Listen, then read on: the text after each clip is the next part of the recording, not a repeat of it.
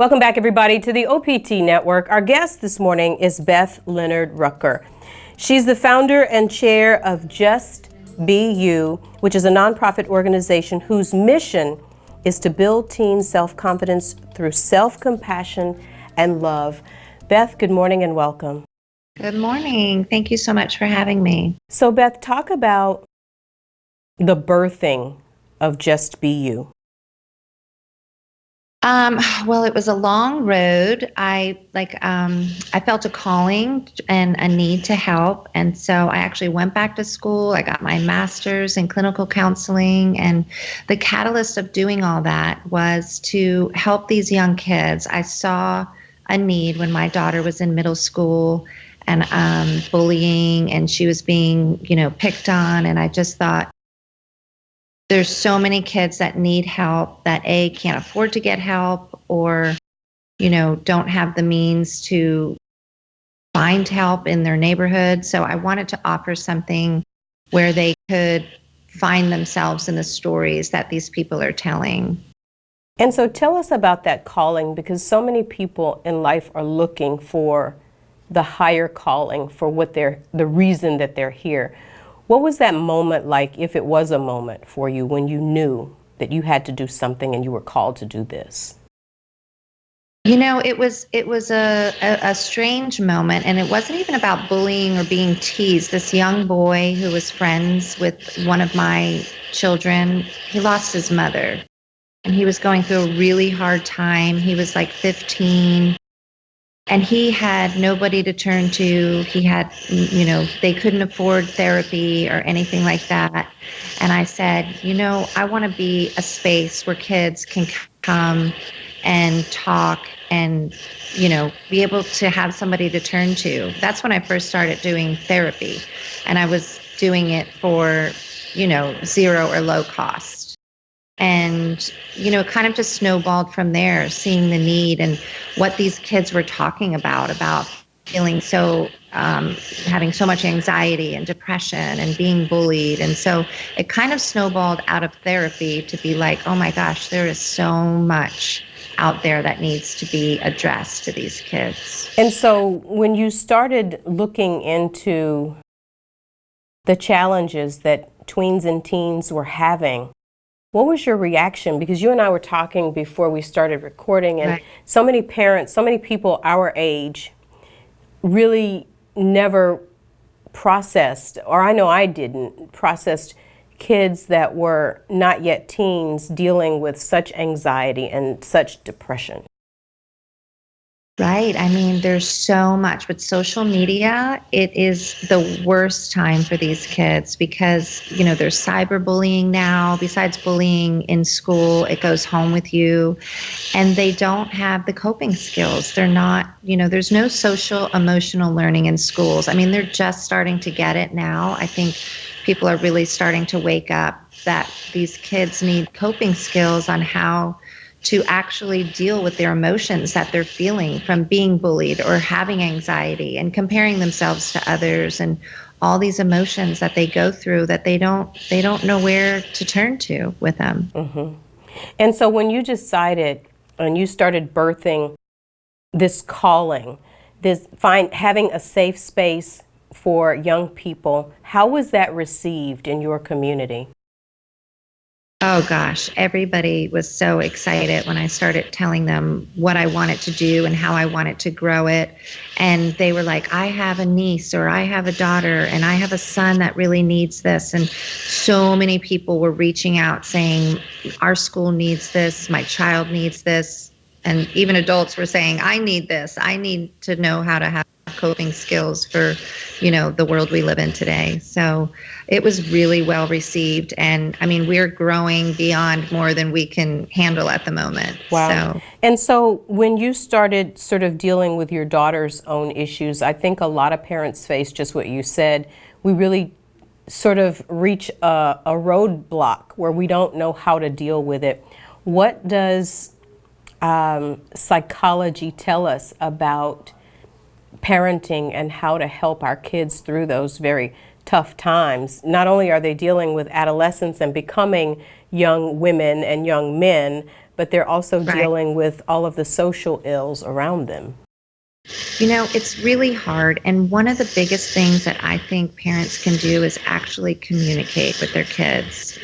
Instead of when you're in the car and you have that moment to touch base with your child, instead of saying, how'd you do on your Spanish test or how'd you do on your test, actually touch base with them about the emotional side of school. Like, how was school today? Did anything affect you? Who'd you sit with at lunch, or what'd you do with that lunch? Did you have fun? Is there anything you want to talk about? And actually tune in to their emotional part of schooling, because at that age, that's all they care about. That's all that's going on with them, is actually trying to fit in. Middle school is a time of trying to fit in, and that's all they want to do is fit in. And there's so much pressure on that with, the social media and the pictures, and I'm not invited to that friend's party. And so if we can open communication with our kids and really talk to them about it. Mm-hmm. Were you able to do that with your daughter? Were you able to really make that real deep connection where she was able to open up to you? Yes. And, I would listen to her. She would tell, she would tell me what was going on.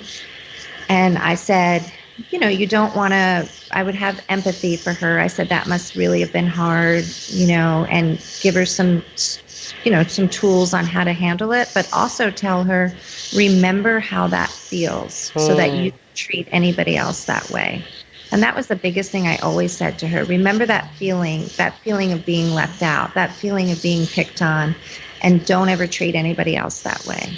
And she's really stuck by that. And we have a really close relationship, and she tells me everything about her friends and, how things make her feel. And I think that's so important, having open communication at the dinner table, in the car. Mm-hmm. Anytime you can sneak in a little conversation with your child and check in with them emotionally, it's so important. Absolutely. We're going to take a break here, Beth, but when we come back, we're going to talk more about Just Be You. It's build, be bold, be brilliant, be you. Beth Leonard Rucker is our guest this morning. Stay on point. We're back after this. The Just Be You is so poignant right now, and all the celebrities are talking about it, from Lizzo to Lil Nas X, and all of these people who are actually, and Ellen, are really starting to just say, just be you, just embrace yourself. And if we could really get that message to these kids earlier, it would be great.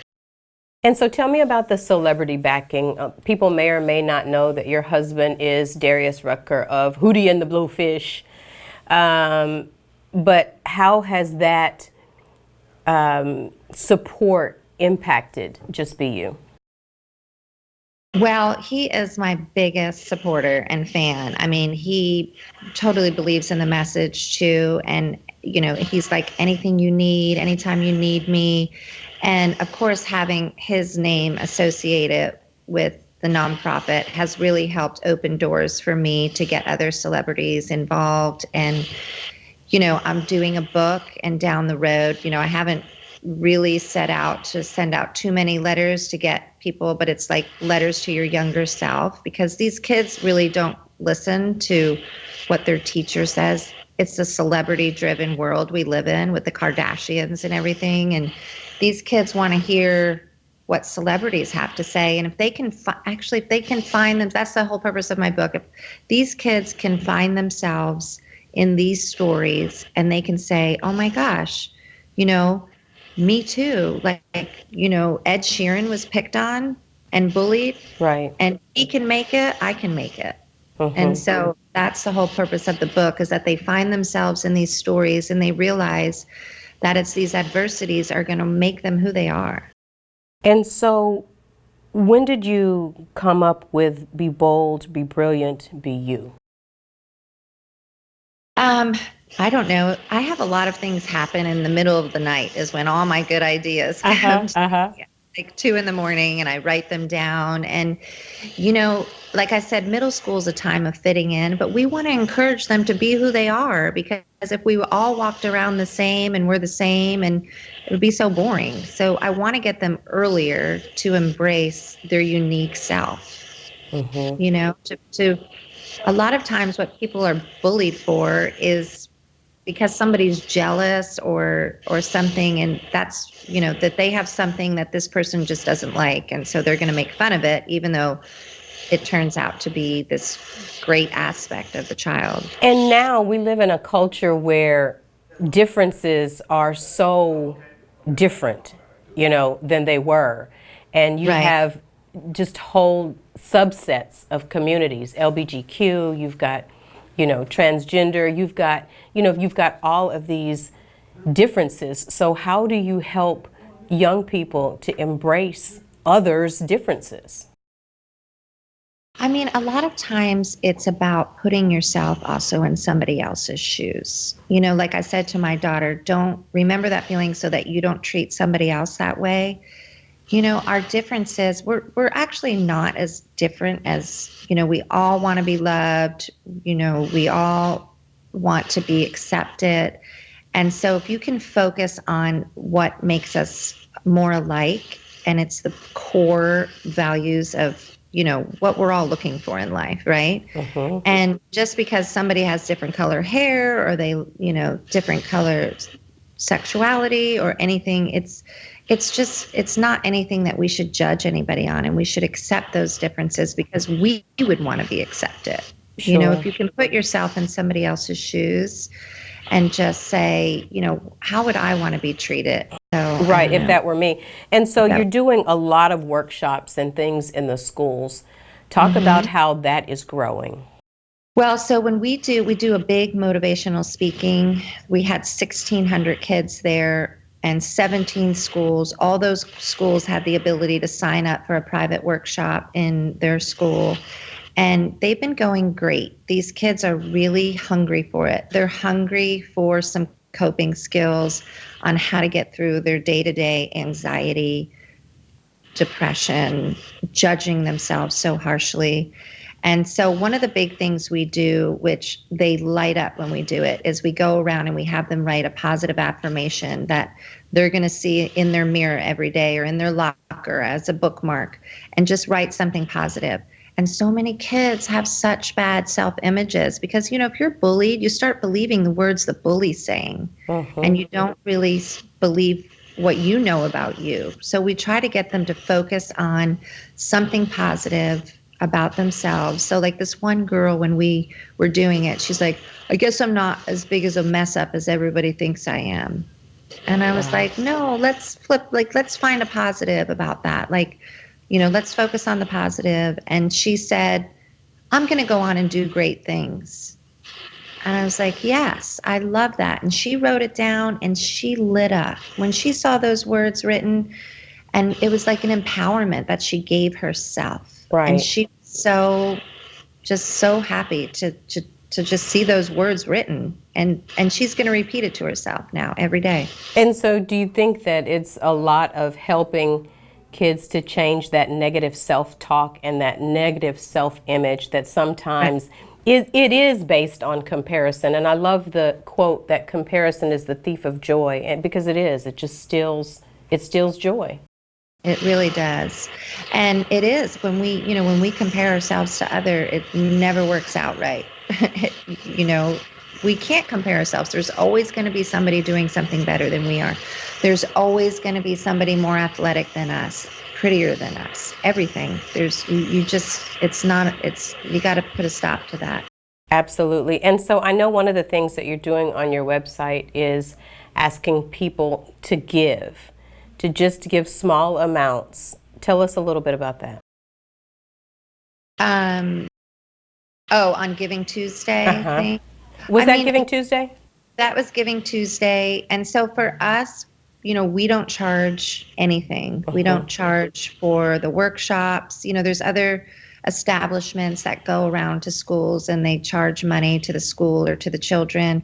And we want to be able to reach everybody. And, in every community, just like you said, all communities, we want to be able to reach and have them all get the message. And so everything we do is free.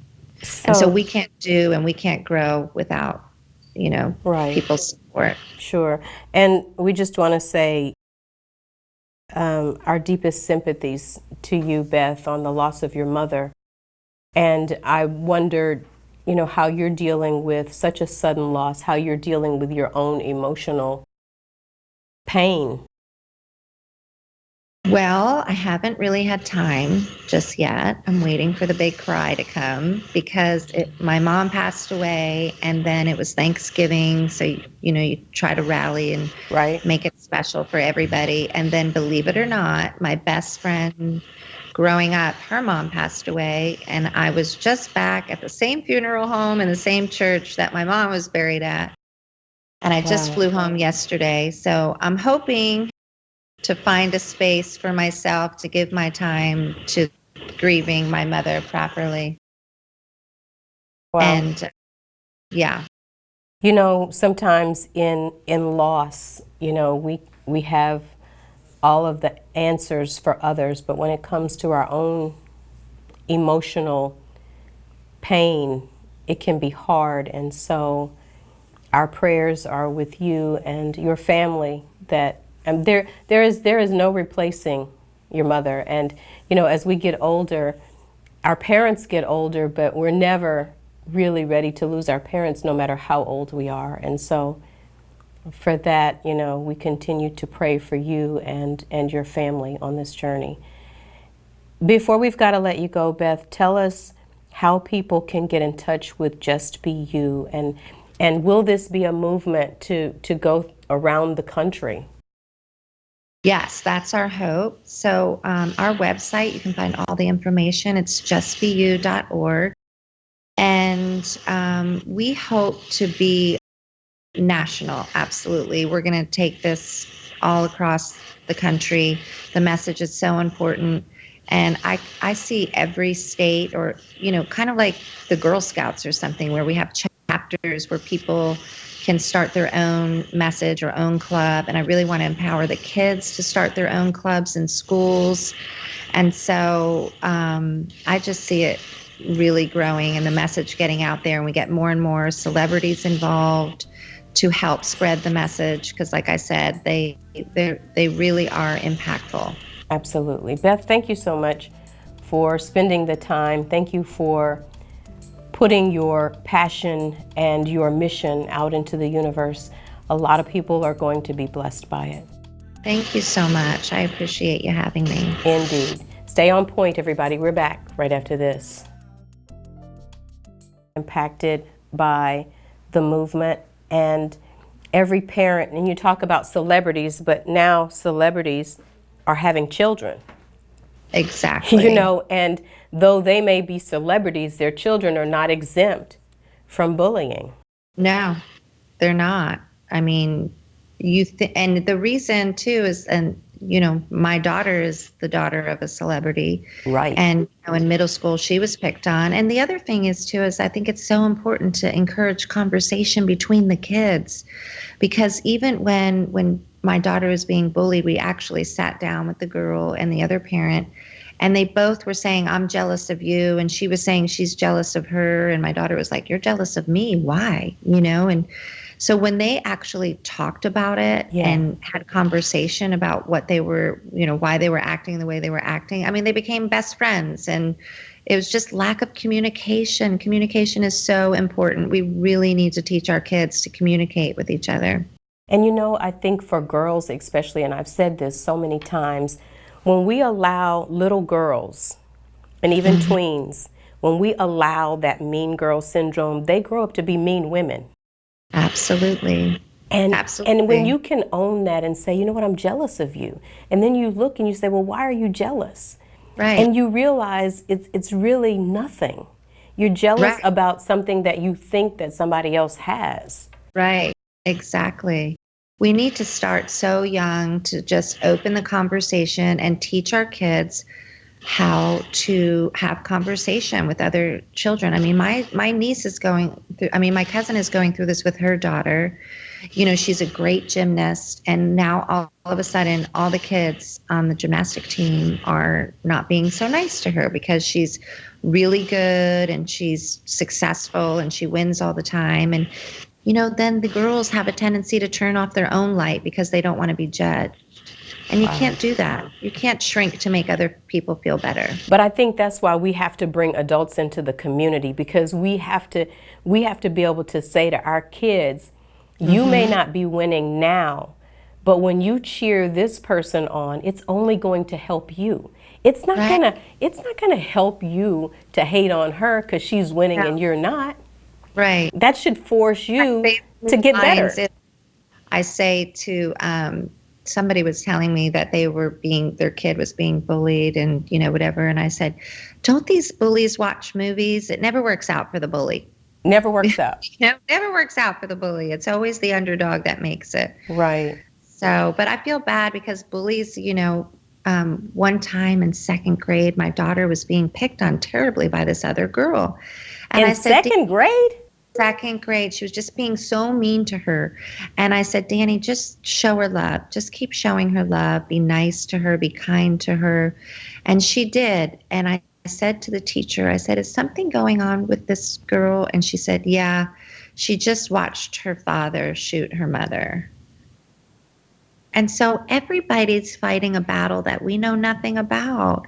So these bullies are usually broken-hearted people too. They don't know how to use their emotions, so they're going to act out, or they're being picked on or avoided or neglected at home. So they're going to pick on somebody who looks like they have a life that they want, and so the bullies need love too. Wow. Is it hard when your children are the children of a celebrity? Is it hard to keep them grounded and to keep them just rooted in normalcy? I don't think so. Living in Charleston, it's been pretty easy to do that. And was that intentional? No, Darius was born and raised here. Okay. I mean, we were living in New York City, and then 9/11 happened, and so we kind of, got out. But I think I did a really good job of keeping them grounded. Like, I never told them if they were in a magazine or on TV, and we just, they couldn't get anything they wanted, and they had to volunteer and do other things. And I think there's a way to just keep it grounded and just keep it real. I'm a Jersey girl, so keep it real. I'm a Jersey girl. I just keep it real. Yeah, I'm like, I don't care who your father is. Clean out those garbage cans. Get those chores done. Exactly. And I mean, you almost have to, because the world is not going to feel that they're the child of a celebrity and give them certain things. You know what I'm saying? They're going to have to learn to earn those things, regardless of what their last name is. Yeah. Yeah. But I really do, Beth, just pray. I can't imagine. My mother is 84, so I get it. And yeah. Well, treasure the moments, and that was my biggest. I used to call my mom every day, and so now, when something happens, I'm like, oh, I gotta call. I'm like, oh, can't call her. So we take advantage of. Was she in Jersey? Still in Jersey? She was, yeah. Wow. So well, hang in there, and we can't wait for the book. Thank you. Yeah, I'm excited about that too. It's really going to be such a beautiful resource for. That's the other thing about bullying, is if we can show kids other people who have been bullied. I mean, the list is long of famous and celebrity people who have been bullied, and they're not alone. Mm-hmm. Sometimes being bullied, you feel so alone, and it's only you.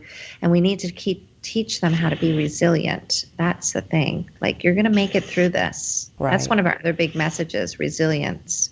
And I think that the tools that you have been able to garner going back and getting your master's is going to be so helpful on this journey, because now you can really speak to it in a real tangible way that that is clinical and also the maternal side. Exactly. So you'll do well. But listen, continued blessings, and Thank you. We're here. If there's anything that we can do, we're happy to do it. Thank you. Thank you so much. It was so nice to meet you. It's nice meeting you too. Continued blessings. Thank you so much. All righty. Bye now. Bye-bye.